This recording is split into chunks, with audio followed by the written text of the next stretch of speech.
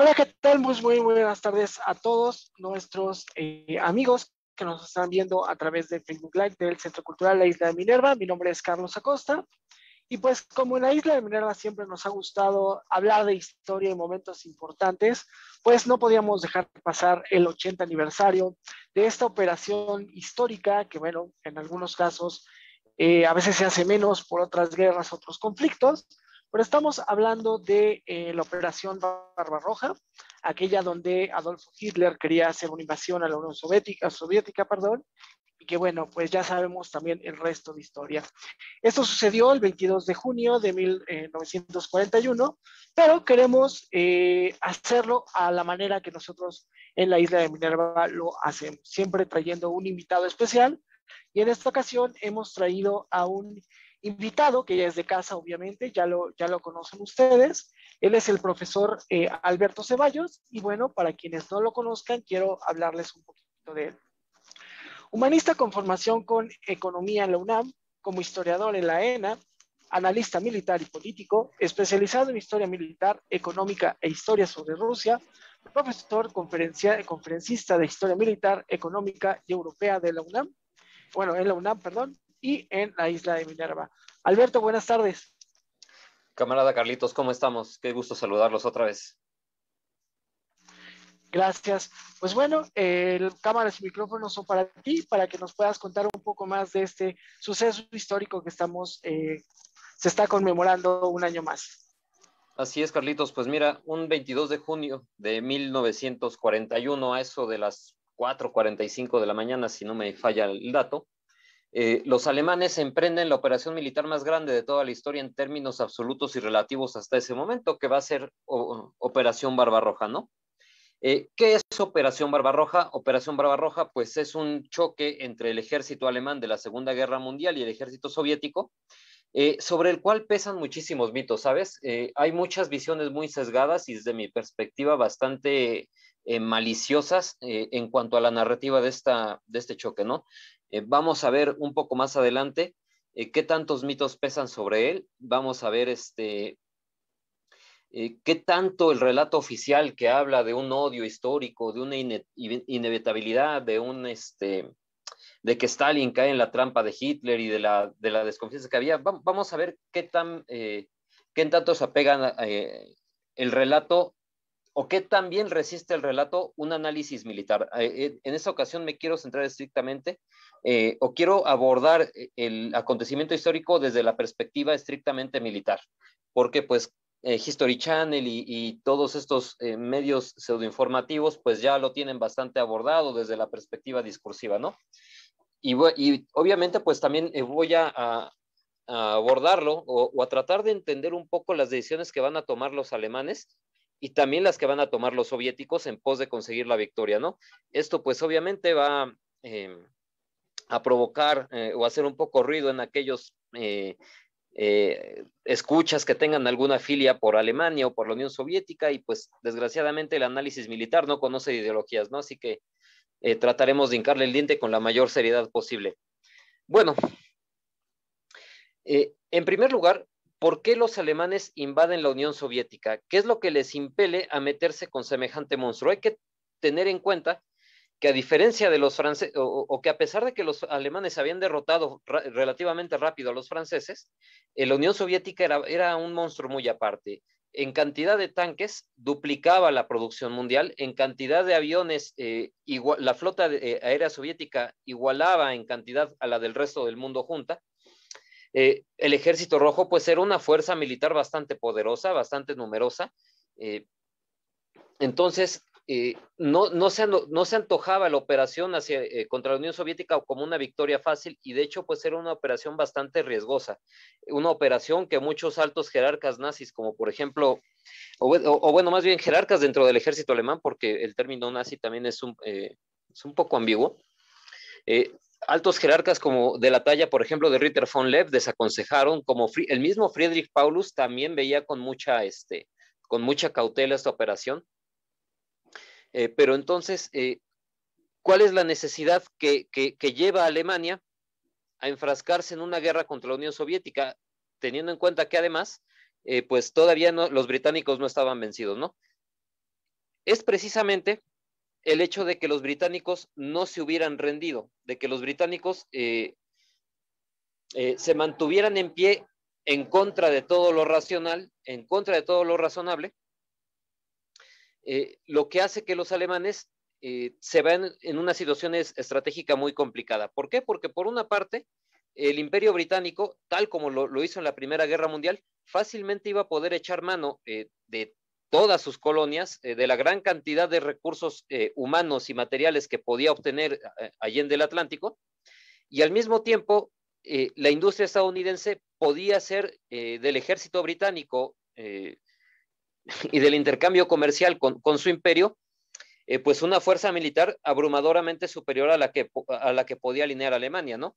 Recordemos que pues los británicos realmente nunca estuvieron solos, o sea, tenían al Canadá, tenían a los australianos, tenían soldados excelentes en Nueva Zelanda, los soberbios soldados hindúes, etcétera, etcétera, etcétera, ¿no? El Imperio Británico pues era un monstruo demasiado grande como para que Alemania lo tuviera que combatir sola.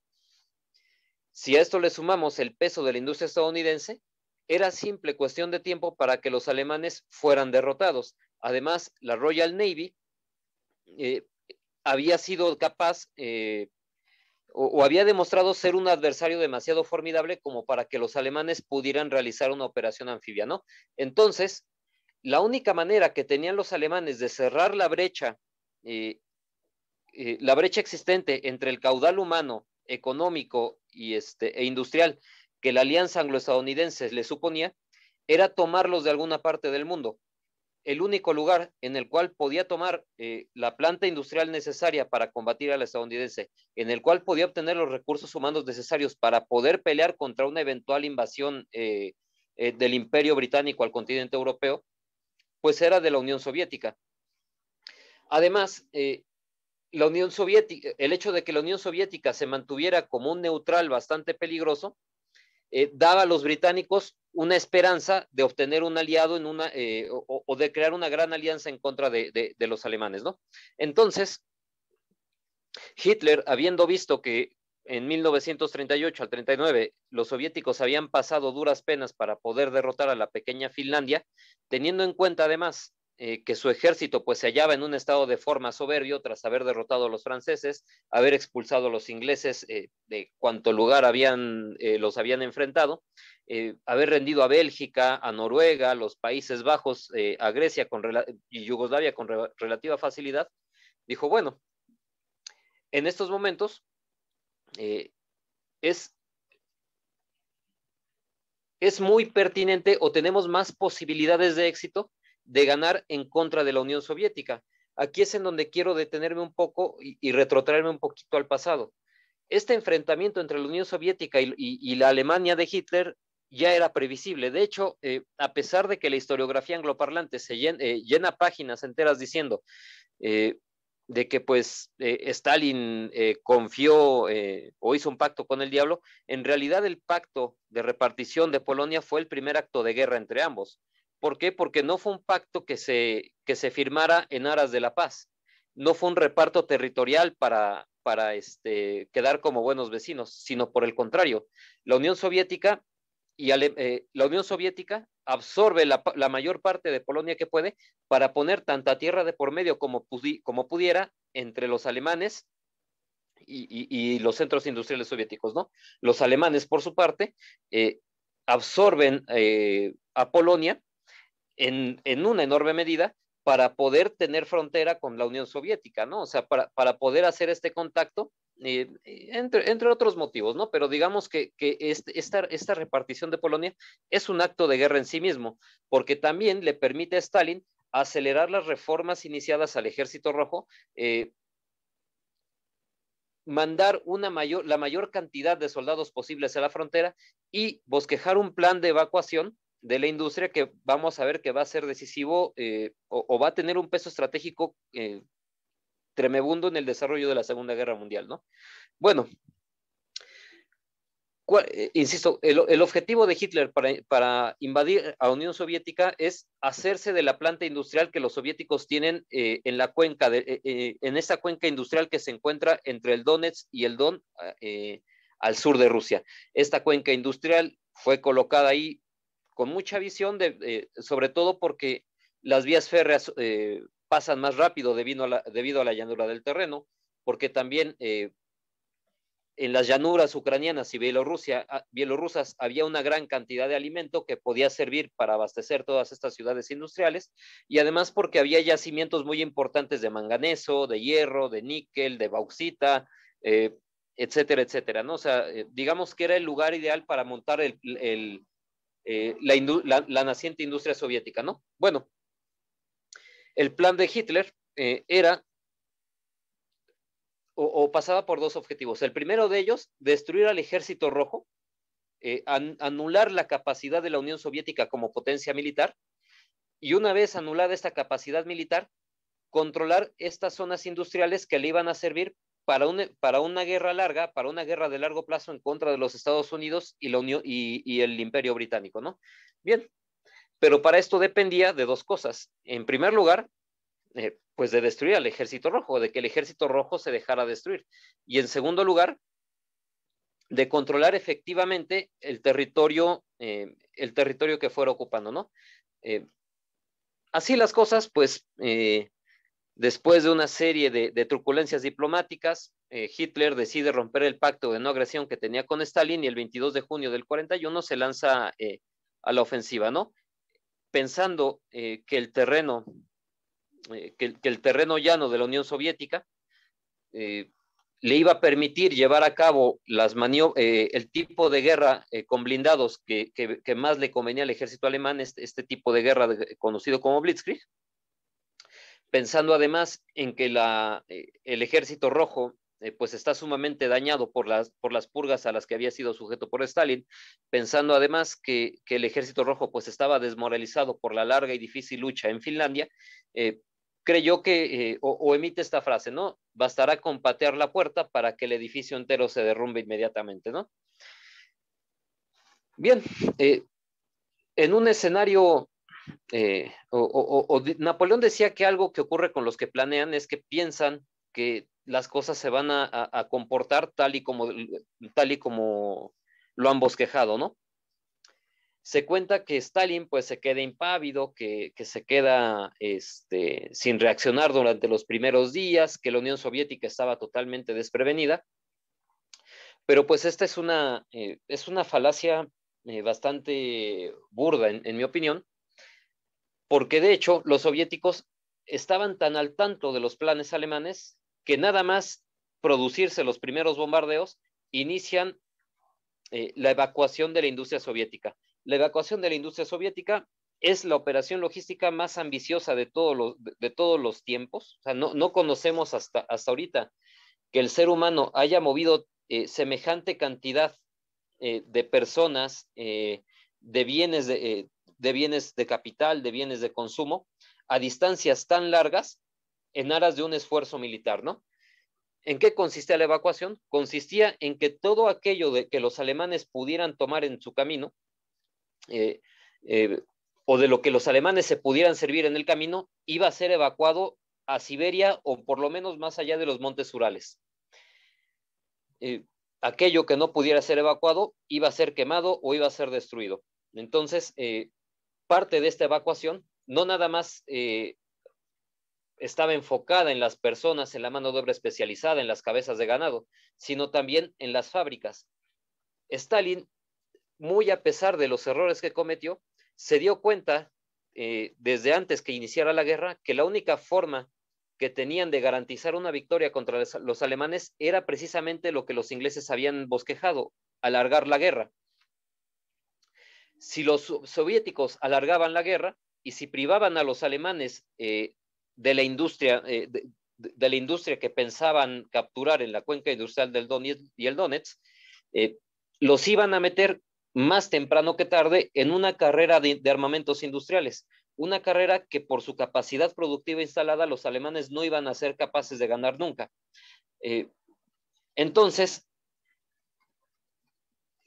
los planes para evacuar la industria soviética se venían bosquejando desde 1939, desde 1938, las fuentes difieren, pero estaban tan avanzados los planes que fueron llevados a cabo con precisión matemática. Realmente, si los alemanes fueron tremendamente efectivos a la hora de mover sus tropas en el campo de batalla, los soviéticos lo fueron a la hora de calcular las capacidades de su capacidad productiva, a la hora de evacuar la industria, de volver a montar las fábricas, y estamos hablando, insisto, o sea, de que millones de máquinas herramienta, locomotoras, toneladas de alimento, cabezas de ganado, obreros especializados, material en bruto, fueron trasladadas a miles de kilómetros fuera del alcance de la aviación alemana, fuera del alcance de sus tropas, ¿para qué? Precisamente para meter a los alemanes en este tipo de guerra, ¿no? E insisto, Stalin pues es visto como el demonio de la historia, ¿no? Es tildado a menudo de incompetente, vaya, lo peor de lo peor, ¿no? O sea, incluso en una comparación directa Hitler-Stalin, pues Stalin siempre sale más desfavorecido, pero al menos en el ámbito de la conducción de la guerra, Stalin fue mucho más competente que Hitler, porque lee el escenario estratégico eh, con mucha mayor visión. Insisto, Hitler pensaba en una victoria rápida, pensaba en una victoria obtenida estrictamente en el campo de batalla. Stalin estaba pensando en una victoria en el campo de la economía. Estaba pensando alargar la guerra para hacer uso de la carta que invariablemente le iba a dar la victoria a la Unión Soviética, ¿no? Un choque en el campo de batalla podía ser un albur. Un choque en el campo de batalla es muy peligroso, puede ganar cualquiera. Muchas variables te pueden echar a perder la guerra, como vamos a ver más adelante, pero en el campo de la economía sí que es mucho más difícil que los cálculos salgan mal, porque es una actividad que depende mucho más o está mucho más en nuestras manos que el choque de batalla, que el choque de fuerzas en el campo de batalla en sí mismo, ¿no? En el que tienes que liártela con la naturaleza, en el que tienes que liártela con el enemigo, etcétera, etcétera, ¿no? Bueno, sin embargo, el plan de Stalin tiene dos puntos de riesgo muy grandes. El primer punto de riesgo es que para poder llevarlo a cabo va a necesitar ganar todo el tiempo posible. Va a necesitar que las tropas soviéticas contengan el avance alemán todo el tiempo posible para que las locomotoras, para que para que todas las fábricas lleguen a tiempo a sus lugares de destino, ¿no? Y el segundo peligro de este curso de acción es que las fábricas van a estar paradas durante todo un año en el que los alemanes van a tener una ventaja de producción tremenda sobre los soviéticos, es decir, justo en el momento más crucial, justo en el momento en el que los alemanes son más fuertes, los soviéticos van a ser más débiles en el campo económico, ¿no? Sin embargo, pues es un riesgo que el alto mando soviético va a decidir correr, ¿no?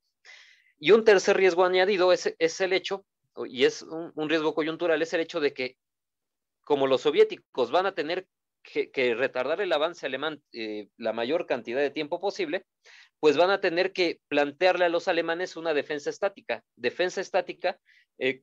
para la que la Blitzkrieg alemana pues se pinta sola para romper, ¿no? O sea, justo el tipo de defensa que los alemanes planeaban que los soviéticos o querían que los soviéticos emprendieran es el que los soviéticos se van a ver en la necesidad de adoptar, ¿no? ¿Por qué? Insisto, por la necesidad de ganar tiempo. Bueno, a los alemanes las cosas les salen relativamente bien en las primeras semanas. Los soviéticos defienden a ultranza su territorio, grandes ciudades y fortalezas son sitiadas, Minsk, la fortaleza de Brest-Litovsk, en Vyazma, en numerosas ciudades va a haber muchos focos de resistencia soviéticos muy grandes, pero estos focos de resistencia soviéticos tampoco es que sean un despilfarro de tropas, tampoco es que los soviéticos dejen a sus tropas ahí a merced de los alemanes para que las rodeen y las aniquilen o las maten de hambre, ¿no? En realidad, le pido al auditorio que imagine el frente de guerra como una línea continua, con sus curvas, con sus rectas más o menos prolongadas, ¿no? Bien, en el momento en el que una cantidad importante de soldados soviéticos es rodeada, una gran cantidad de soldados alemanes van a tener que quedarse encargados de custodiar y de batallar contra estas tropas cercadas, ¿no? Al mismo tiempo, estas tropas alemanas pues están haciendo falta en la línea de avance. Son tropas alemanas que no van a poder formar parte de la columna de avance, de la columna de ataque principal, ¿no? Entonces, el hecho de que los soviéticos se dejaran embolsar en cantidades tan grandes, no nada más era o no era una maniobra involuntaria, en realidad era una maniobra calculada para retardar y debilitar el avance alemán. ¿Cómo lo sabemos? Porque una vez que se lograba restablecer la línea de frente y una vez que se decidía que la resistencia en determinado lugar o en determinada plaza era inútil, estas tropas rompían el cerco y escapaban por cientos de miles a través de las líneas alemanas, ¿no? Provocando un verdadero caos. Muchas veces se piensa que Operación Barbarroja pues, fue simplemente un avance lineal de tropas alemanas. En realidad, el avance de las tropas alemanas era tan caótico y dejaban tantas tropas soviéticas a retaguardia que a menudo pues, se hallaban combatiendo a vanguardia y a retaguardia al mismo tiempo, ¿no?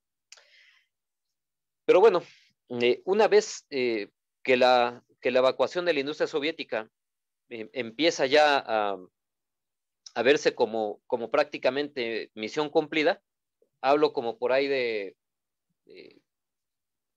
finales de agosto o mediados de agosto.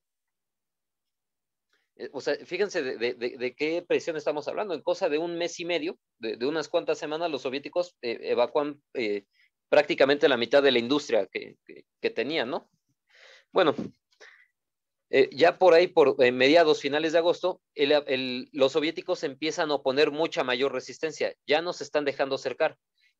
Y ocurre uno de los fenómenos climáticos que los alemanes no tenían calculados, la Rasputitsa. La Rasputitsa es el periodo de lluvias del otoño soviético que convertía lo que ellos decían que eran carreteras, pero que en realidad eran pues caminos de tierra o con una capa de asfalto bastante precaria, los convertía en mares de fango.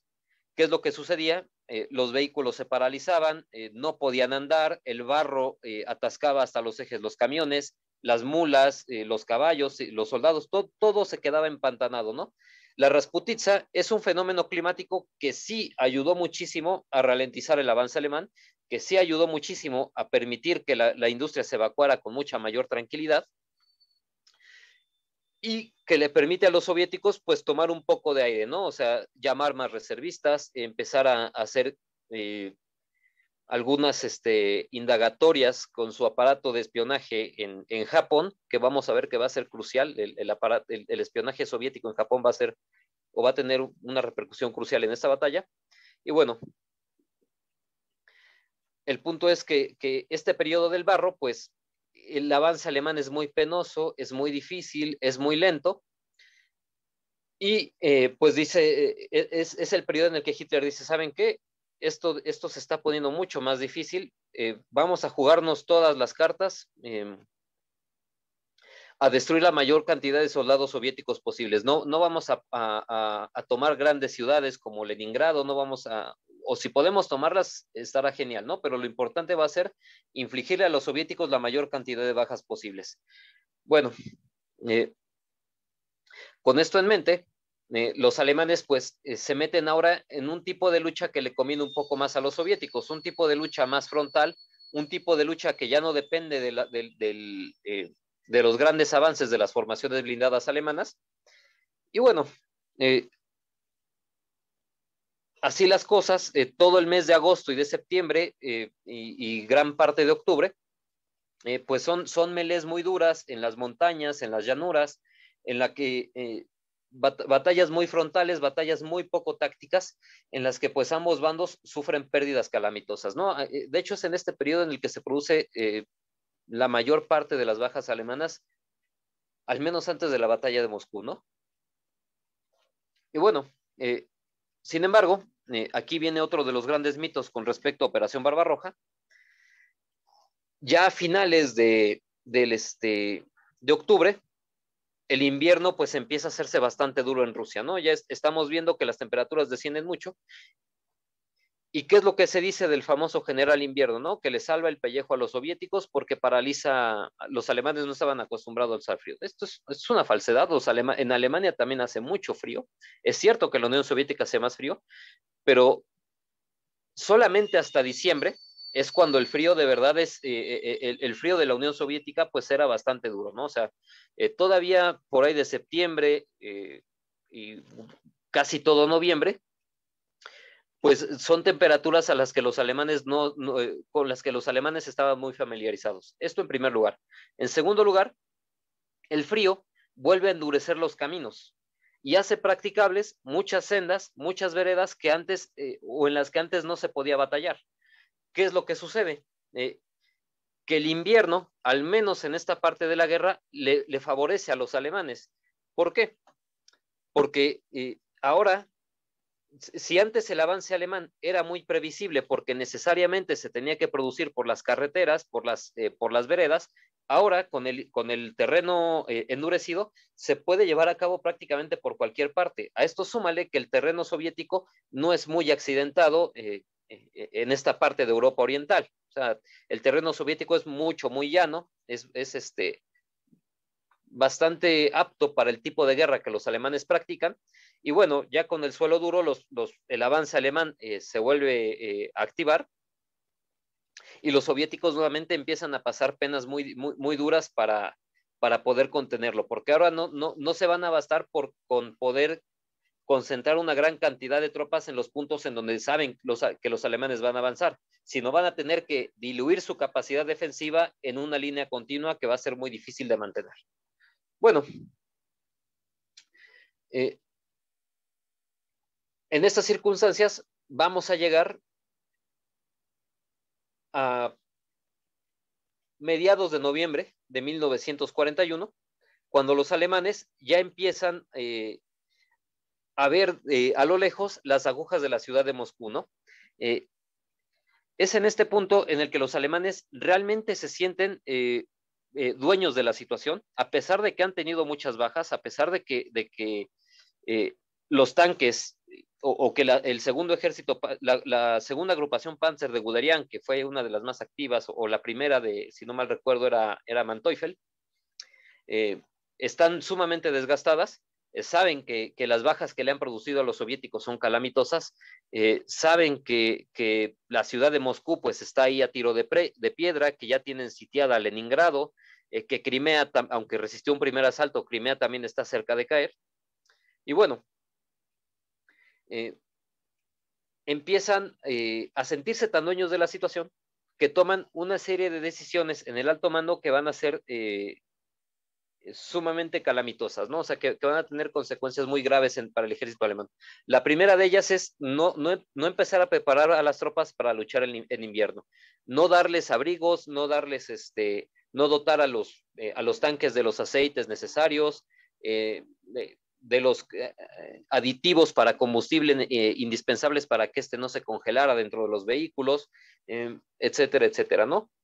Esto, en buena medida, por cuestiones políticas, ¿no? Por cuestiones de no minar la moral de los soldados, pero también por el hecho de no hacer un esfuerzo económico tan grande o tan copioso en aras de una victoria que ellos ya consideraban como inminente, ¿no? Los soviéticos, entre tanto, pues estaban indagando como les decía, con su aparato de espionaje en Japón, a cargo de un alemán de filiación comunista llamado Richard Sorge. Estaban cabildeando ahí una situación, o sea, le preguntaban a Sorge, a ver, tú sabes si los japoneses nos van a invadir, sabes si el Japón tiene planeado hacer valer la alianza que tiene con los alemanes y atacarnos por el frente oriental a través de Siberia, después de una serie de operaciones bastante riesgosas que dan para muchas películas y novelas. Richard Sorge se entera de que no, que los japoneses no tienen planeado atacar a la Unión Soviética, y que no solamente eso, sino que estaban en desacuerdo con Hitler en este esfuerzo de guerra, ¿no? Porque les desestabilizaba a ellos toda la región de Manchuria.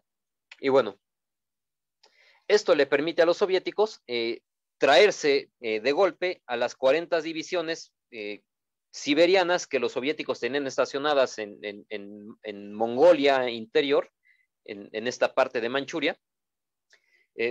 Se traen esas 40 divisiones que además son expertas de la guerra en invierno y pues poco a poco empiezan a llegar y empiezan a ralentizar el avance alemán hasta que eventualmente lo paralizan en la batalla de Moscú. Los soviéticos haciendo un uso magistral del terreno, haciendo un uso o desplegando una tenacidad muy grande, porque hay que tener en cuenta que esas tropas alemanas pues fueron las que derrotaron a los franceses, a un ejército de primer orden muy bien equipado, que fueron tropas que habían expulsado a los ingleses de cuanto lugar quisieron, pues los soviéticos les pararon el alto y les infligieron una derrota calamitosa. Bajas, las fuentes difieren, pero se habla de que los alemanes sufren entre 500 y 800,000 bajas durante la batalla de Moscú y Operación Barbarroja, ¿no? Que son digamos que la primera parte de la campaña, ¿no? Estas bajas, pues ya de por sí son un golpe militar muy grande, pero el efecto principal que tiene Operación Barbarroja y la batalla de Moscú en el desarrollo de la Segunda Guerra Mundial es que desde mi perspectiva le dejan a los alemanes una guerra prácticamente imposible de ganar. ¿Por qué?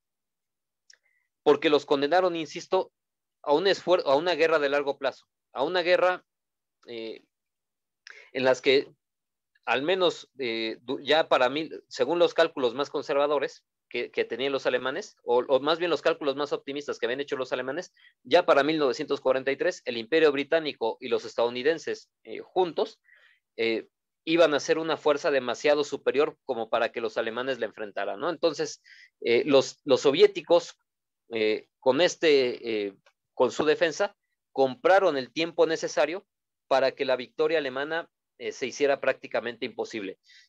Y digo prácticamente imposible porque si algo hay que admirarle al ejército alemán del siglo XX es que todavía en 1942 y parte del 43 hicieron proezas para estar también cerca de obrar lo que se conocería como un milagro militar, ¿no? Pero eso ya sería cuestión de tener otra charla.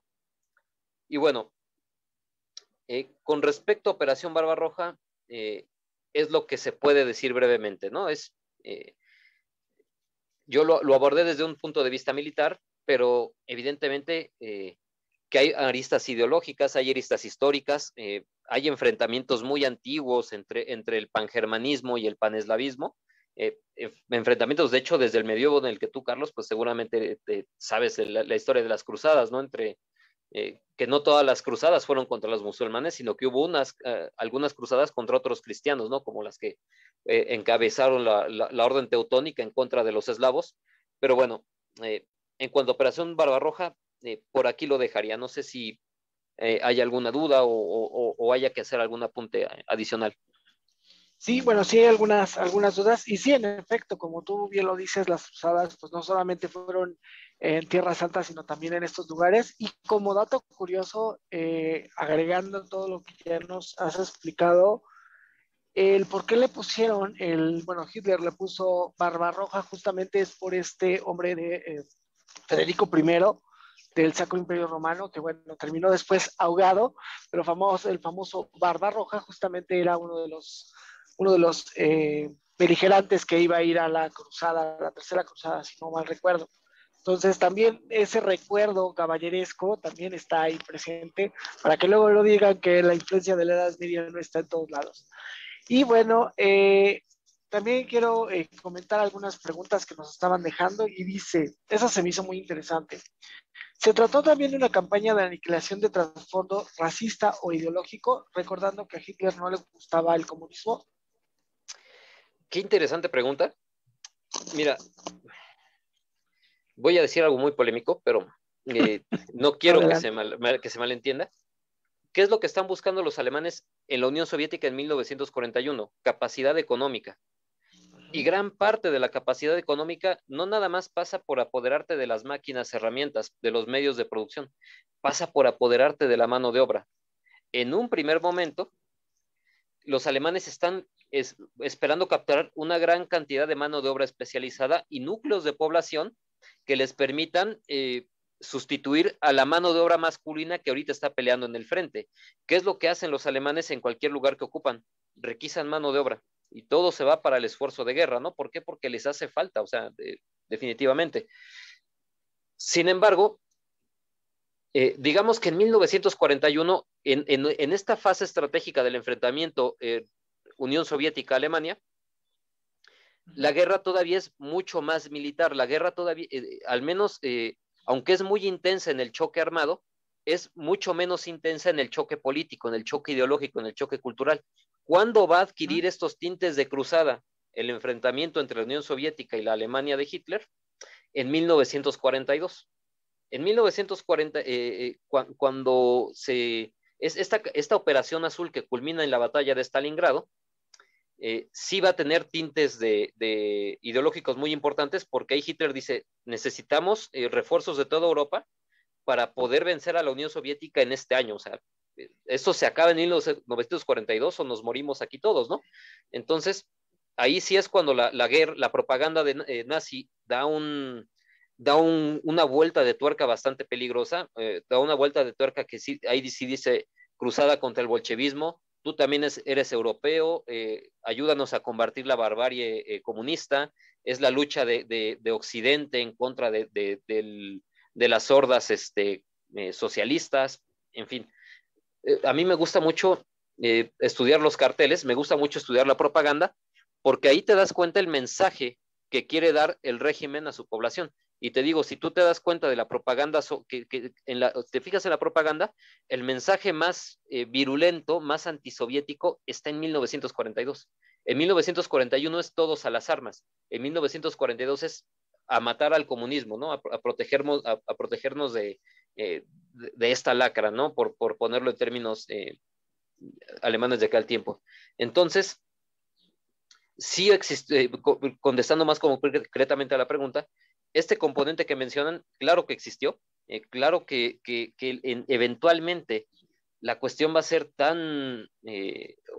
tan política que se va a salir de control, que va a ser una lucha a muerte, una lucha sumamente violenta y bárbara, pero es en 1942. En 1941 todavía se conservan mucho las formas todavía, al menos en este año. Ok, acá hacen otra pregunta, dice, ¿hubo alguna probabilidad de conquistar completamente Rusia por parte de los alemanes en algún momento?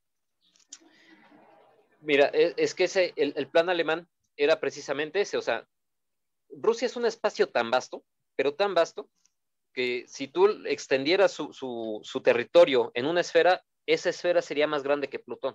Rusia podría ser literalmente un planeta en sí misma.